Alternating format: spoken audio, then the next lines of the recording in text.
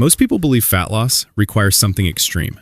A strict diet, 2-hour workouts, cutting out entire food groups, starting over every Monday.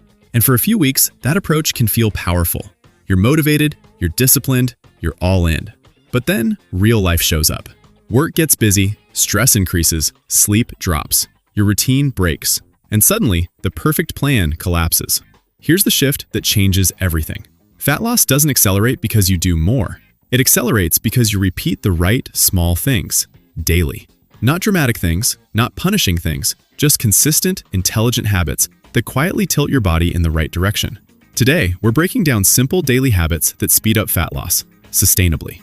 These aren't hacks, they're systems. And when stacked together, they create real momentum. Let's build the foundation first. Fat loss, at its core, requires a calorie deficit. That simply means your body uses more energy than it takes in. But here's where people misunderstand the process. Calories are influenced by behavior. Behavior is influenced by hunger.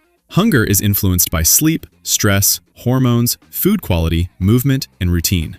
So while the math of fat loss is simple, the biology is layered. Your daily habits affect hormones like insulin, which regulates blood sugar and fat storage. They affect cortisol, your stress hormone, which influences cravings and belly fat storage. They influence leptin and ghrelin, the hormones that control fullness and hunger. In other words, your habits either make fat loss easier or harder. Small improvements in sleep, movement, and food choices compound over time. They stabilize appetite, improve energy, increase daily calorie burn without you trying to burn calories. That's the real goal. Make fat loss feel natural instead of forced. Now let's talk about the habits that do exactly that. The first habit, prioritize 7 to 9 hours of sleep. Sleep is not optional in fat loss. It's foundational. When you're sleep deprived, ghrelin rises. That's your hunger hormone. Leptin drops. That's your fullness signal. You crave quick energy, usually in the form of refined carbs and sugar. Cortisol also increases, which can promote fat storage, especially around the abdomen. 1 or 2 short nights won't ruin progress, but chronic poor sleep makes consistency extremely difficult. Start simple. Set a consistent bedtime. Reduce bright light and screens 60 minutes before bed. Keep your room cool and dark. You don't need a perfect routine. You need a repeatable one. Second habit, start your day with protein. Protein is powerful for fat loss because it increases satiety. It helps you feel full longer. It also has a higher thermic effect of food, meaning your body uses more energy digesting it compared to fats or carbs. Starting your morning with 25 to 40 grams of protein can stabilize blood sugar and reduce mid-morning cravings. Eggs, Greek yogurt, cottage cheese, protein smoothies, lean meats, tofu. When breakfast is mostly refined carbs, blood sugar spikes and crashes. That crash often leads to snacking. Protein creates steadiness, and steadiness supports a calorie deficit without constant willpower. Third habit, drink water before meals. This sounds almost too simple, but mild dehydration is often mistaken for hunger. Drinking a glass or 2 of water before meals can increase fullness and naturally reduce calorie intake without restriction. It also supports digestion and energy levels. Keep water visible. Carry a bottle. Create environmental cues. Small friction changes behavior. Fourth habit, walk daily, especially after meals. Walking is underrated. It increases daily energy expenditure without stressing your nervous system. It improves insulin sensitivity, helping your body manage blood sugar more effectively. Even a 10-minute walk after meals can blunt blood sugar spikes. You don't need intense cardio every day. Aim for 7,000 to 10,000 steps as a general guideline. If that feels high, start lower and build gradually. Consistency matters more than step perfection. Fifth habit, strength train 2 to 4 times per week. Muscle is metabolically active tissue. The more lean mass you have, the more energy your body uses at rest. Strength training also improves insulin sensitivity and helps preserve muscle during a calorie deficit, meaning more of the weight you lose comes from fat, not muscle. This doesn't require advanced programming. Full body workouts, compound movements, progressive overload over time. You don't need to train every day. You need to train consistently. Sixth habit, eat slowly and mindfully. Your brain needs time to register fullness signals. When you eat quickly, it's easy to overshoot your needs before satiety kicks in. Try this. Put your fork down between bites. Chew thoroughly. Remove distractions during at least 1 meal per day. Eating slower can naturally reduce calorie intake without measuring anything. It also improves digestion and satisfaction. Seventh habit, manage stress daily. Chronic stress keeps cortisol elevated. Elevated cortisol increases cravings for highly palatable foods and can disrupt sleep. Stress management doesn't need to be complicated. 5 minutes of deep breathing, short walks outside, journaling, quiet time without stimulation. Lower stress improves decision-making, and better decisions compound.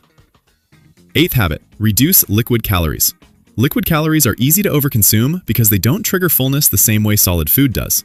Sugary drinks, specialty coffees, alcohol. This doesn't mean you can never have them. It means becoming aware of how frequently they show up. Replacing daily sugary beverages with water, sparkling water, or unsweetened alternatives can significantly reduce weekly calorie intake without changing food portions. 9th habit, increase fiber intake. Fiber slows digestion, stabilizes blood sugar, and increases satiety. It also supports gut health, which plays a role in metabolic regulation. Aim to include vegetables, fruits, legumes, and whole grains daily. Instead of removing foods, think about adding fiber-rich options to meals. Addition is often more sustainable than restriction.